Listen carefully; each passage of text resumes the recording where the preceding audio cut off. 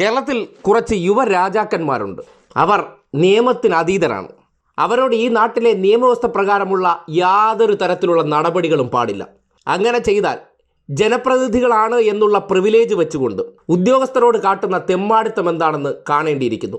നിലമ്പൂരിലെ ഉപതെരഞ്ഞെടുപ്പുമായി ബന്ധപ്പെട്ട് തെരഞ്ഞെടുപ്പ് കമ്മീഷൻ ഉദ്യോഗസ്ഥർ പരിശോധനകൾ നടത്തുന്നത് സ്വാഭാവിക പ്രക്രിയ. ആ പ്രക്രിയ രണ്ട് യുവരാജാക്കന്മാരെ നടത്തിയതിന് അവർ ഉദ്യോഗസ്ഥരോട് കാട്ടിയ ആ തെമ്മാടിത്തം ഒന്ന് കണ്ടേ.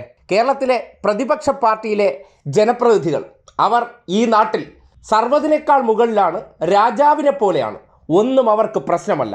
അവരെ തിരഞ്ഞെടുപ്പുമായി ബന്ധപ്പെട്ട് നിയമപരമായ ഒരു പ്രോസസ്സിലേക്ക് ഒരു ഉദ്യോഗസ്ഥർ പരിശോധനയ്ക്ക് തയ്യാറായപ്പോൾ ആ ഉദ്യോഗസ്ഥരോട് പ്രത്യേകം ശ്രദ്ധിക്കുക.